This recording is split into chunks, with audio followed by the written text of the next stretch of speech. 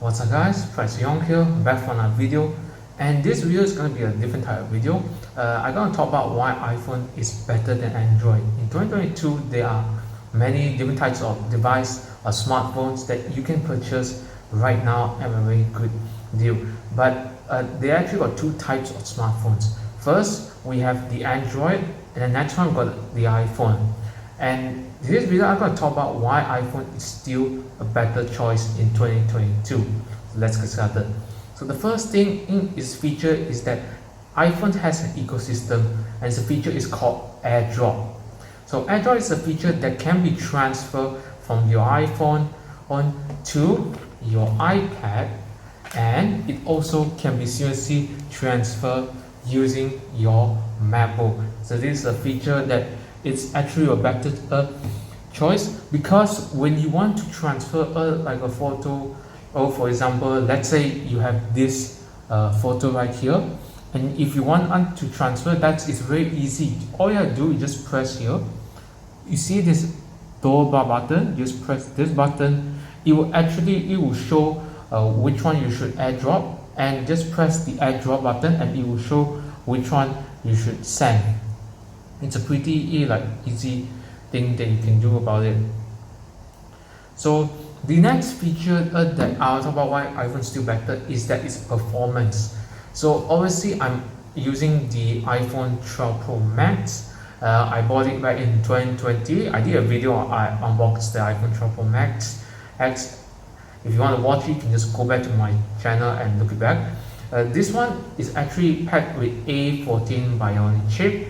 And right now in 2022, it still runs smoothly.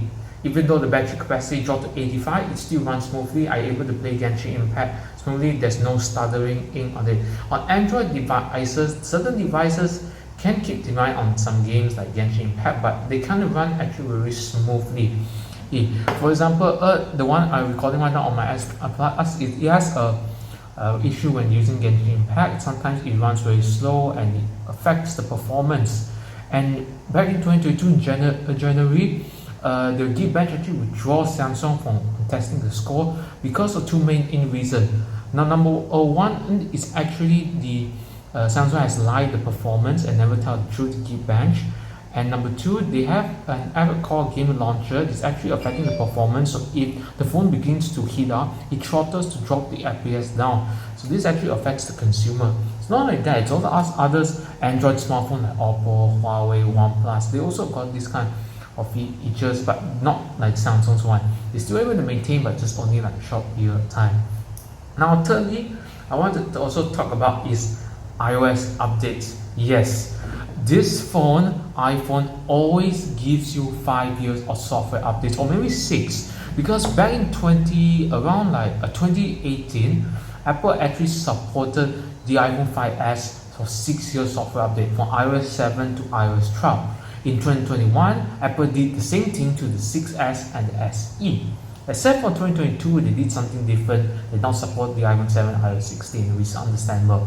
But actually 6 years software update is actually a lot. People don't have to upgrade their iPhone just to get the latest feature. They can just one click software update, then it's done.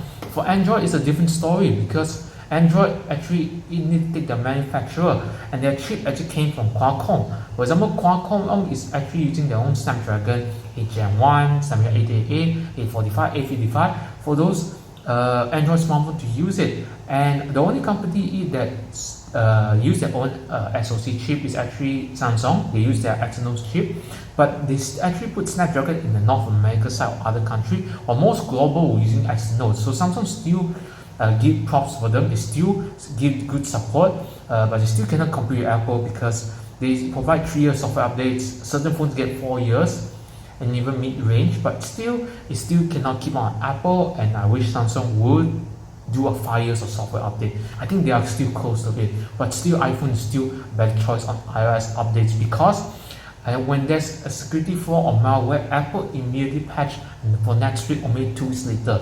For Android, it took like 1 month, because the patch only released per month. So Google only can release the patch to the manufacturer, only they can solve the issue. Or else Samsung will have to figure out their own way to update the software. And some software updates, you want to get those major software update, major features, iOS is a clear winner.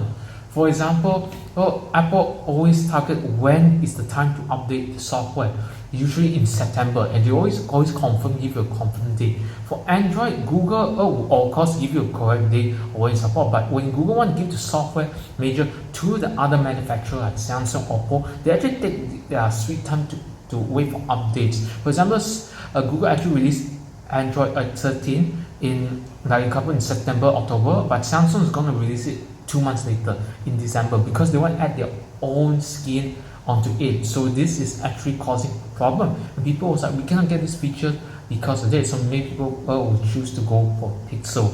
And yes, Pixel. However, Pixel only can get 3 years of software upgrades, just to keep that in mind. And on Apple's able to pay 5. Samsung put 4. So I obviously Google as few jealous of Samsung. And also, there's one Android company that cannot use Google support and they will have to use their own Harmony OS. That's Huawei. And it's understandable since US those things in thing, but I'm not going to talk about it because that's so annoying. They can not get the software, they have to create their own app store, and then the software is sometimes a bit slow update. So why people is going to care about it? Unless you are some kind of people who doesn't care about software updates, then I think Android should be fine. But I still prefer on iPhone because the security, as they say, the security, the privacy, everything is actually safe. So that's a good thing. Now the next one I'm going to talk about is Apple makes their own chip. Now keep that in mind. When Apple make their own chip, they're actually able to optimize the performance on this device. Guys, the same goes to the MacBook. The MacBook Air, the one I'm holding right now, is a MacBook Air, and it actually runs under Apple's own M1 processor, and it runs really smooth. I don't find any problem. Back then with this Intel, it's actually slow down everything. For the Apple on their device, they actually create their own 8-line chip. For example, the iPhone 4, actually Steve Jobs actually introduced the A4 chip. Until now, the iPhone 13 get the A15, obviously we're going to get A16 on the iPhone 14 in the future, we might not know. Even the iPads also using in the latest the M1 chip as well, and it also runs very smoothly. My one's A10 Plus, A10X, because this is April 2017. I don't have a problem, it's very smooth, and that's why I still like it. And of course, lastly, they always feature is that Apple always take safety priority first when it comes on designing the new iPhones. So you probably always see from 2014, 2015, 2016, they actually introduced an iPhone 6, 6S, 6S Plus, and of course 2017 iPhone 8 Plus. They actually take a very slow approach on time on marketing. It's because it's safety. I think I actually like how Apple way to do it, because if you do something like safe and make sure everything's fine, a race product, that's actually very good. Because Android always make a lot of features or give me features, and it does not work in the end, and sometimes has to fix it in the end. For example, the iPhone, when they introduce the triple camera, they actually take consideration before they introduce it. Many companies actually introduce triple camera, but the quality is not good. And Apple actually takes some consideration on doing it. A safe approach is a good idea, and it's also same goes to the for example, the iPhone 10, the iPhone 10s, the iPhone 11. These actually have maintained the same design, same 5.8, 6.5. Because they want to make sure the iPhones are actually better, they go safe approach, and after the 12 Pro Max introduced 6.7, they're actually good to go. It's like, okay, the 6.7 is safe, we can actually manufacture more and can be sold to the public, and that's actually a good thing. So yeah, so in conclusion, I choose iPhone because it has regular software updates. Number 2, it's smooth performance. 3, it makes their own chip which is able to maintain the processors on their iPhone. And lastly is the AirDrop feature. You can transfer quickly. Android has that feature, but it's only certain Android can have it. Like Samsung created quick share, so it's still not good, but we will see in the future. So yeah, that's about it. That's why iPhone is still better than Android. Be sure to subscribe to my channel, turn on the notification bell, and I'll see you in the next video. Good luck.